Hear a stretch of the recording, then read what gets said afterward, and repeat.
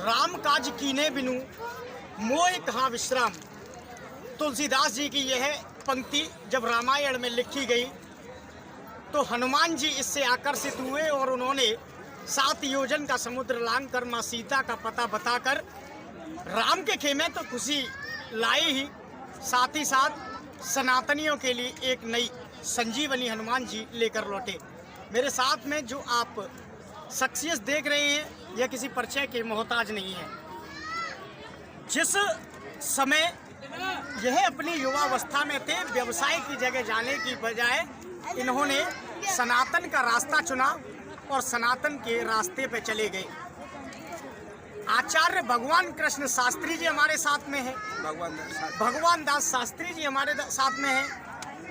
भगवान दास शास्त्री जी से विस्तार से चर्चा करेंगे कि भगवान दास उपाध्याय से भगवान दास शास्त्री का सफर कैसे रहा। सनातन के लगातार अगाध पुरोधा अगर मैं आगरा के लिए कहूँ तो कोई अतिशयोक्ति नहीं है। काफ़ी बड़ा कद माना जाता है भगवान दास शास्त्री जी का।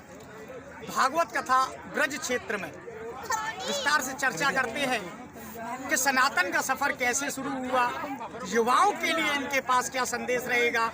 चूँकि इस समय राजनीति धर्म के साथ चल रही है।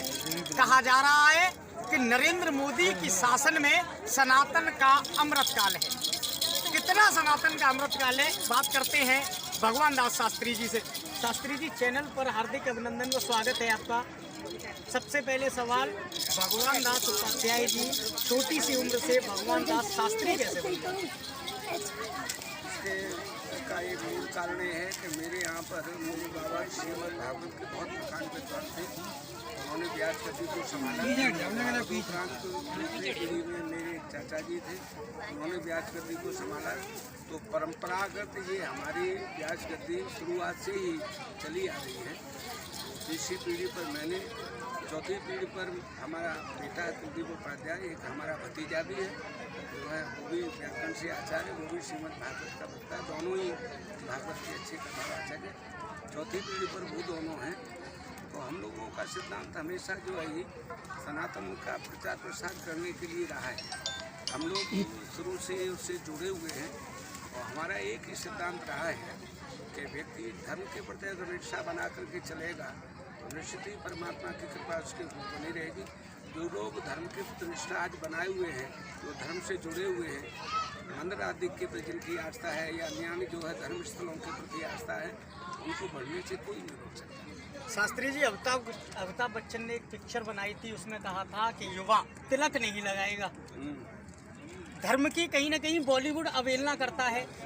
हम आपके माध्यम से जानना चाहेंगे कि युवा को तिलक लगाना क्यों जरूरी है, हाथ में कलावा क्यों जरूरी है, तिलक से क्या पहचान होती है? ये हिंदुत्व का एक चिन्ह है।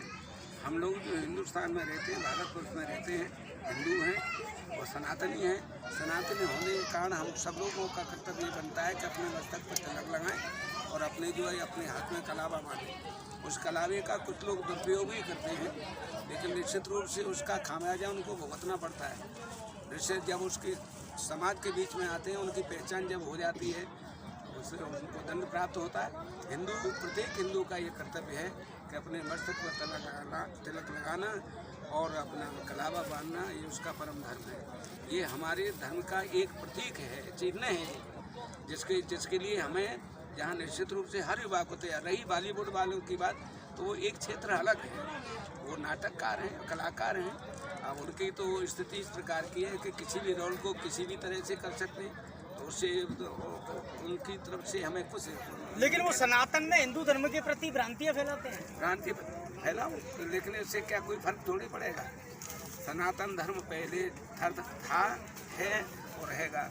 उसकी जड़ को कोई सभी जितने भी ये धर्म नहीं है, जितने भी हैं वो सब मजहब है। एक मुख्य धर्म है सनातन धर्म ही, जो शुरुआत से ही जो है इसकी पहचान रही है। इसी से निकल कर के सब बाहर हुए और इस सनातन धर्म के प्रति जिन्होंने भी आस्था बनाई, कौन सा ऐसा रहा है जो सनातन धर्म में नहीं था?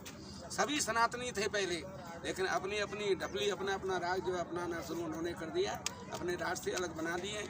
उसी का परिणाम ये है उनको कष्ट की प्राप्ति हो रही है। जिस दिन वो लौट करके इसी सनातन धर्म की आ जाएंगे, उसकी पहचान भी होगी हिंदुस्तान में, भारत में, समाज में उनका सम्मान भी होगा, आदर भी होगा। गुरु जी 500 साल बाद अयोध्या में रामलला टाट से ठाट में आ गए हैं, लेकिन कृष्ण लला अभी भी इंतजार कर रहे हैं। कृष्ण लला भी आएंगे, उनको कोई नहीं रोक पा रहा है। वो मतलब भगवान दास शास्त्री जी कह रहे हैं कि मोदी जी इस बार 400 पार है। नहीं, मैं कोई परमात्मा तो हूँ नहीं, मैं ईश्वर नहीं हूँ जो ये कह दूँ कि 400 पार हो रहे हैं। इस बात को तो राजनीतिक लोग ही कहेंगे, पर ये बात जरूर है कि उन्होंने निश्चित रूप से अच्छा काम किया, राष्ट्र के हित के लिए काम किया है।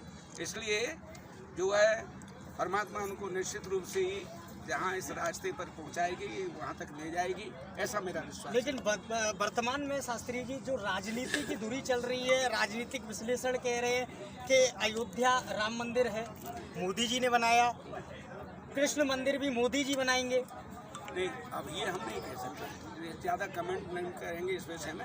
राजनीति पर आना नहीं चाहते हैं? ज़्यादा नहीं, बिल्कुल नहीं आना। धर्म की बात कर लेते हैं हम। हाँ, क्षेत्र में है, हाँ, प्रेम नगरी कहा जाता है, मथुरा के समीप है, लेकिन यहाँ पर कुछ तथ्य ऐसे निकल के आते हैं कि धर्म नगरी में आज मदिरापान होने लगा है।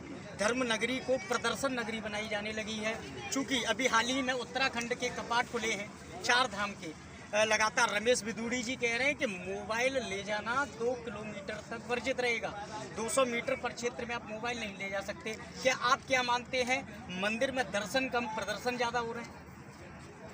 ऐसा है, उन्होंने मोबाइल के ले जाने का, उनके रोकने का मात्र केवल आशय ये है कि इस मोबाइल का लोग ज़्यादा दुरुपयोग करते हैं। जहाँ पर मान लीजिए मंदिर में कोई ऐसी वस्तु है या कुछ है, तो उसको जो कि एक तरह से उसको छिपा के रखा जा रहा है या नहीं उसका वो प्रदर्शन कराया जा रहा है, उसके माध्यम से व्यक्ति उसके अंदर ले जाके कर सकता है। तो उसकी सिक्योरिटी और उसकी सुरक्षा तो बहुत आवश्यक है, बहुत जरूरी है। युवा, आखिरी सवाल शास्त्री जी, युवाओं के लिए क्या संदेश रहेगा आपका? चूँकि आप छोटी सी उम्र से वयोवृद्ध तक अभी भी भागवत कथा का रसपान करा रहे हैं लोगों को, युवाओं के लिए क्या संदेश रहेगा? युवाओं के लिए यही संदेश है कि वो धर्म के प्रति श्रद्धा रखें, धर्म की पहचान को समझें, सनातनी बन करके रहें, और धर्म के ऊपर या राष्ट्र के ऊपर किसी प्रकार का कोई भी संकट आए, उनको जो पुरजोर उसका विरोध करना चाहिए और अपने राष्ट्र के हित की बात सोचनी चाहिए, और जो राष्ट्र के हित की बात सोचे उसके पक्ष में रहना चाहिए। ये मेरा कहना है युवाओं से कि जो राष्ट्र के हित की बात सोच करके, मात्र अपने स्वार्थ की बात सोच करके चलेगा, वो आदमी जो है राष्ट्र का हित कभी नहीं कर सकता। लेकिन जो त्याग करके केवल राष्ट्र के हित की बात सोच करके चलेगा, युवाओं को हमेशा उसके साथ रहना चाहिए, जिससे कि हमारे राष्ट्र का हित हो, हमारा राष्ट्र मजबूत हो, हमारा हिंदुत्व मजबूत हो। बस हम यही चाहते हैं। जिस प्रकार कृष्ण अर्जुन के सारथी बने, ना कि स्वार्थी, उसी प्रकार हमें राष्ट्र के लिए सारथी बनकर काम करना होगा, यह कहना है भगवान दास शास्त्री जी का। ब्रज के भागवत के पुरोधा माने जाते हैं। युवाओं के लिए संदेश दिया है कि युवा अगर मस्तक पर तिलक और हाथ में कलावा धारण करेगा तो वह निश्चित ही पुण्य की ओर जाएगा और वे अपने हिंदुत्व की अलख जगाने का काम करेगा। राजनीति पर कोई टिप्पणी न करते हुए भगवान दास शास्त्री जी ने कहा है कि मैं भगवान नहीं हूं जो नरेंद्र मोदी की सीटों को फाइनल कर सकूं। नरेंद्र मोदी कहां तक पहुंचेंगे यह आने वाला समय बताएगा, लेकिन जो हिंदुत्व की बात करेगा वह भारत पर राज करेगा। अपने साथी कन्हैयालाल दुबे के साथ शेखर पंडित, आगरा।